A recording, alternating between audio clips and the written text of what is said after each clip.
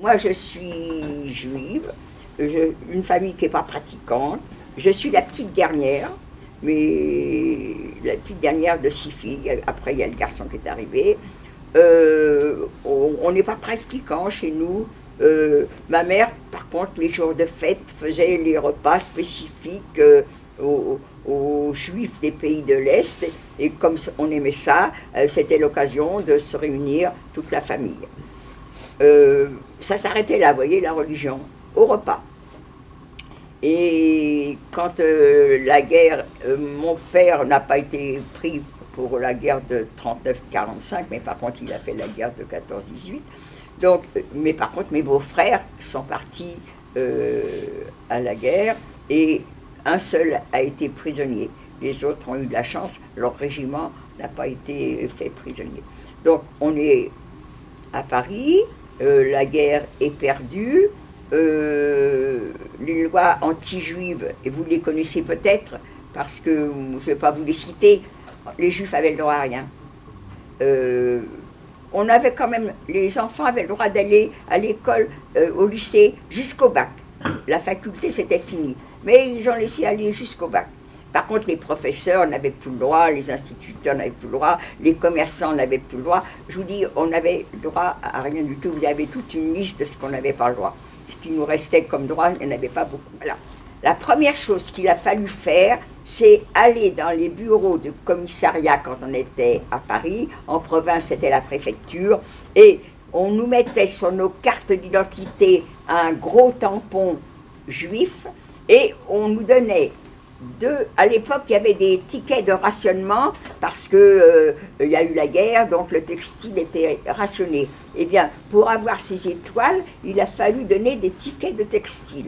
On avait le droit à une quantité, et moi je ne me rappelle plus par contre plus ça. Mais toujours est-il qu'on a eu ces 2 belles étoiles qu'il fallait coudre solidement, parce que si ça n'avait pas été solidement, ça voulait dire qu'on pouvait les enlever facilement. Et il fallait un contrôle. Par exemple, un contrôle dans la rue, contrôle d'identité, on vous arrêtait. Bon, vous montré votre carte juif.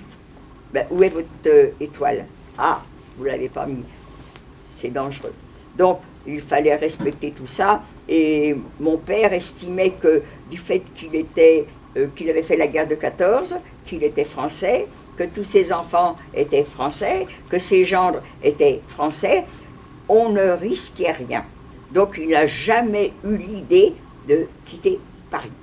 Donc, on est en 42, on a supporté toutes ces brimades.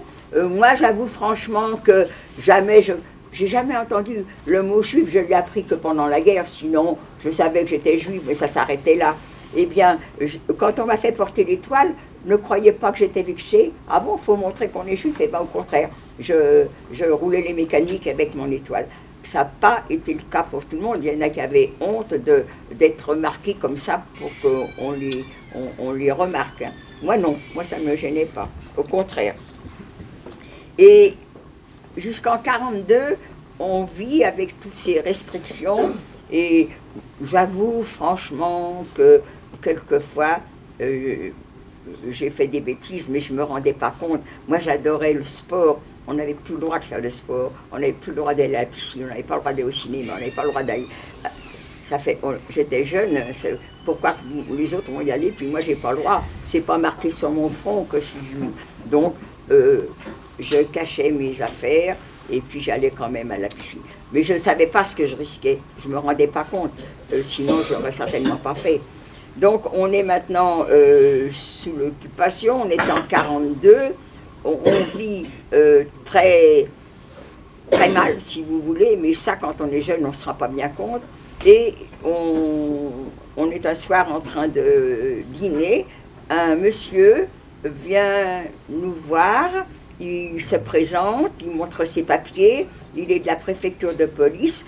Il a vu un dossier indiquant que la famille Cherkassky, c'est mon nom de jeune fille, était à surveiller de très près à cause de leurs opinions politiques.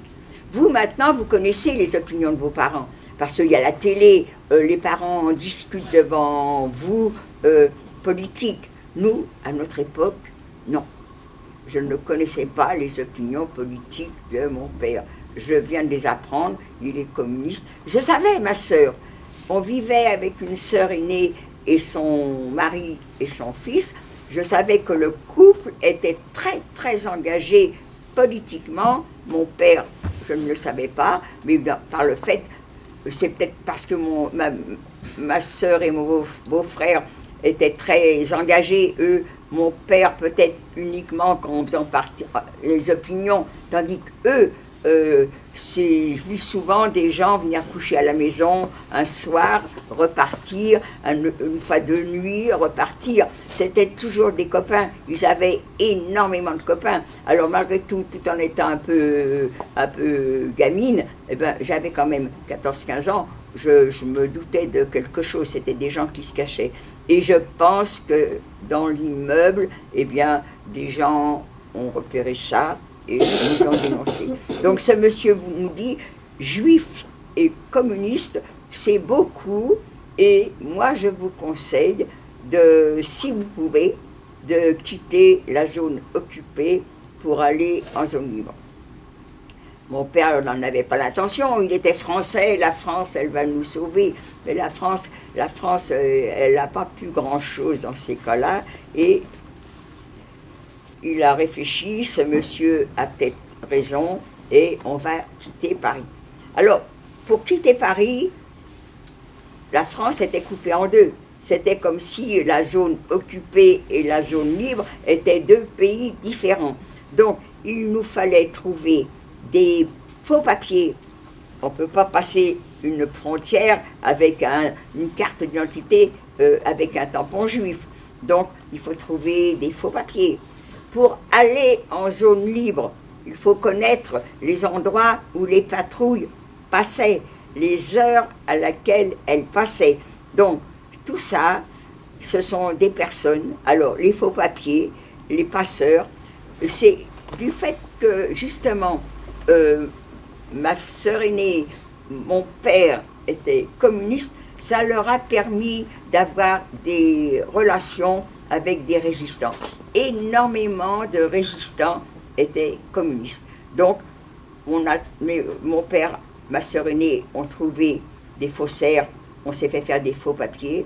Ils ont trouvé des passeurs, on est passé en zone libre. Je dis des passeurs parce que mon père avait jugé que si on passait toute la famille ensemble, c'était risqué. La famille pouvait être anéantie complètement, arrêtée. Donc, autant se mettre en petits groupes. Donc, on a été séparés en petits groupes et on avait rendez-vous à Aix-les-Bains en zone libre. Pourquoi Aix-les-Bains? Je n'ai jamais posé la question. Je suppose que là encore, ma sœur aînée ou mon père avaient des relations qui ont fait qu'on a été à Aix-les-Bains. À Aix-les-Bains, on n'y est resté qu'une 8aine de jours. Pourquoi? Parce que il fallait vivre à l'hôtel, il fallait manger au restaurant. On est parti comme ça, avec juste une petite valise à main. Donc, on est resté très très peu à Aix-les-Bains. Et ma sœur aînée a des amis à Avignon. Elle leur a demandé de nous trouver quelque chose. Et voilà, on va aller échouer non pas à Avignon, mais à Montfavet, qui est à 7 km d'Avignon. Elles nous ont trouvé un hôtel, une petite propriété, et le propriétaire nous a loué son premier étage. Donc on est resté à Aix-les-Bains une 8aine de jours, où je ne me souviens plus exactement, et maintenant on arrive à Avignon, à Montfavet, et là on va y rester 3 mois dans cet endroit-là. Pendant ces 3 mois, on a trouvé du travail pour tout le monde, et pendant ce temps-là, mon père a cherché aussi quelque chose à louer, et grâce à ses opinions politiques, je suppose que le maire d'Avignon avait les mêmes opinions. Eh bien, le maire d'Avignon nous a donné une maison en pleine ville, rue Joseph Vernet à Avignon. Et là, elle était complètement vide. Et là, mes parents, tant bien que mal, ont trouvé de quoi avoir une chaise, des tables. Naturellement, moi, je suis jeune, je ne me rendais pas compte que mon père, ma mère ont mis toute une vie pour monter un foyer potable à Paris. Et Et ils ont tout abandonné. Mais ça, quand on est jeune, on ne se rend pas compte. Moi, je ne me rendais pas compte du tout. Je ne les ai jamais plaints. Pour moi, c'était une aventure. Je vivais une aventure. Je me voyais comme une héroïne de cinéma. Je ne pensais pas du tout à la douleur de mes parents, ni de mes sœurs aînées d'ailleurs. Hein. Mais quand on est jeune, on est égoïste. Donc, je suis à Montfavet. Maintenant, je suis à Avignon. On a trouvé du travail. J'avais 2 sœurs qui étaient secrétaires de métier et moi qui sortais de l'école de dactylographie, sténo-comptabilité, j'avais mon petit diplôme, mais j'avais jamais travaillé. Donc toutes les 3, on cherche du travail dans les bureaux. À Avignon, il n'y a rien, mais par contre, on nous donne une adresse à côté en banlieue d'Avignon, à Vedène. Il y a une maison de Paris qui s'est repliée et que peut-être là, on trouvera, et ils avaient raison, on est embauchés. Donc, toutes les 3, on travaille dans les bureaux à Vedène, c'était Péchinet, je crois que la boîte existe encore. Et j'ai 2 sœurs qui faisaient les marchés dans les alentours de Paris, Porte de la Villette, si vous connaissez un peu. Donc, elles faisaient les marchés là. Elles ont arrêté puisqu'on n'avait plus le droit de le faire. Mais par contre, en zone libre, eh bien, les lois ne sont pas les mêmes en zone libre. Et j'avoue franchement que je ne sais pas si on s'était déclaré comme juif à Avignon, ce qu'on aurait dû faire, mais qu'on n'a pas fait, si elles auraient eu le droit, en tant que juifs, de travailler en zone libre. Ça, je ne le sais pas. En tous les cas, du fait qu'on ne s'est pas déclaré comme juif, eh bien, rien ne prouve qu'elles sont juives. Elles ont pu faire les marchés à Avignon. Et on va vivre comme ça jusqu'en 1944. Ma mère, c'était la mère au foyer, ça n'a pas changé. Et mon père, j'avoue franchement que je ne sais pas comment s'occupait mon père. Nous, maintenant, ça y est, on est en 1944. En 1943, la France a été complètement occupée. La maison qui nous embauchait n'a plus de raison de rester là. Ils vont remonter sur Paris. Ils emmènent leurs employés, ceux qui voulaient les suivre. Nous, on ne peut pas les suivre, naturellement. Alors, on va rester à Avignon. Seulement, comme à Avignon, il n'y a pas plus de boulot en 1943 qu'en 1942, eh bien, comme mes sœurs font les marchés et qu'elles travaillent bien, eh bien, nous aussi, on va en faire autant. Et par contre, au lieu d'aller comme elles se lever à 4 heures du matin pour aller à Orange, à Carpentras, toutes les villes autour d'Avignon, il y avait des cars qui les emmenaient. Nous, les jeunes, c'est-à-dire que j'ai ma sœur à 2 ans de plus que moi, on va rester sur Avignon. Il y a les remparts d'Avignon, on peut avoir des places et on va déballer là tous les jours. Le soir, on ramenait la marchandise, le matin, on allait la déballer. Et on est resté comme ça jusqu'en 1944. En mars 1944, c'est une très très belle journée. Je décide de ne pas aller déjeuner. Et c'est ma sœur qui va partir la première. Une cousine était venue nous rendre visite. Elles vont toutes les 2 partir. Et quand elles reviennent, elles me vantent les qualités du repas. Moi, je ne voulais pas y aller parce que c'était une très très belle journée d'été, comme si c'était l'été. Et puis, je suis un peu grassouillette, donc je pense que je vais pouvoir vivre sur mes réserves, ça me fera perdre quelques grammes. Mais quand elles m'ont vanté les qualités du repas, eh bien, Ginette, elle va déjeuner. Et quand j'arrive à la maison, j'ouvre la porte, de dos, 2 messieurs, habillés en manteau de cuir avec leur chapeau. J'ai même pas besoin de demander quoi que ce soit. C'est l'uniforme de la Gestapo, tout le monde la connaissait. Je suis étonnée de voir ces messieurs. Mon père est devant eux et ces 2 petits jeunes gens que je vous ai montré la photo, un est mon petit frère, il avait 12 ans, Gilbert.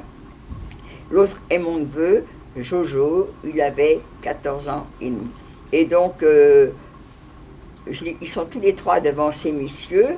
Moi, je les vois de dos. Seulement, comme je rentre, ces messieurs se retournent et j'ai un regard interrogateur.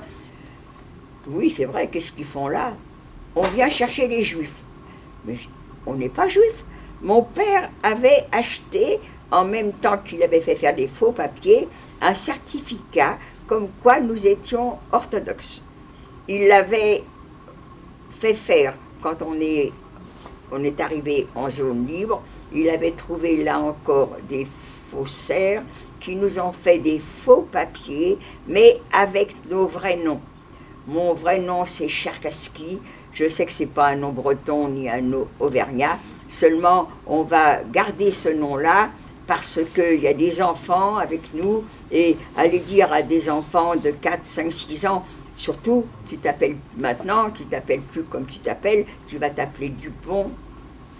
À un moment donné, mais non, je ne m'appelle pas comme ça, moi, je m'appelle comme ça. Donc, on va reprendre notre nom. Mais comme ce n'est pas un nom de consonance française, ce certificat prouve que nous sommes orthodoxes. Parce que la religion des Russes est souvent orthodoxe. Et on pense être tranquille avec ça. Donc, quand ces messieurs me disent « on vient chercher les Juifs », mais on n'est pas Juifs. Seulement, quand on a passé la ligne de démarcation, vous vous rappelez, je vous ai dit, on est passé par petits groupes. Eh bien, moi, je suis avec 2 de mes sœurs. Et notre passeur qu'on devait trouver à Angoulême, on avait rendez-vous avec lui au buffet de la gare. Eh bien, on rentre dans le buffet de la gare et à peine le train qui nous a emmenés à quitter la gare d'Angoulême, les portes sont toutes fermées.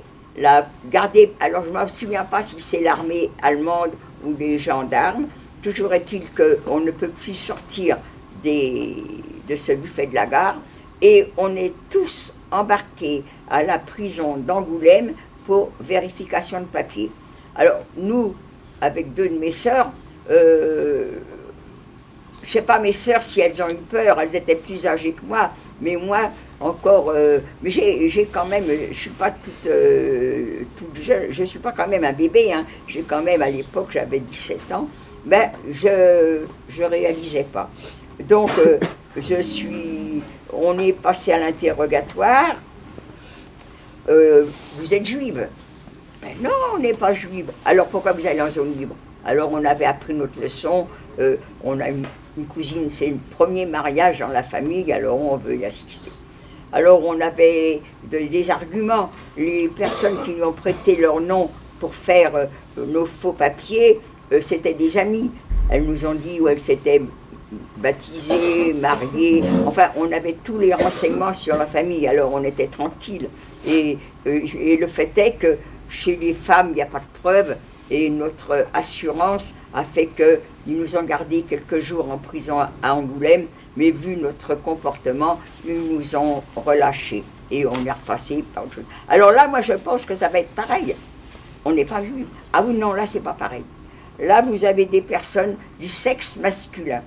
Et la Gestapo est au courant que lorsque des bébés naissent du sexe masculin, naissent dans une famille juive, même si elle n'est pas pratiquante, comme chez nous par exemple, eh bien on pratique la circoncision et la Gestapo est au courant.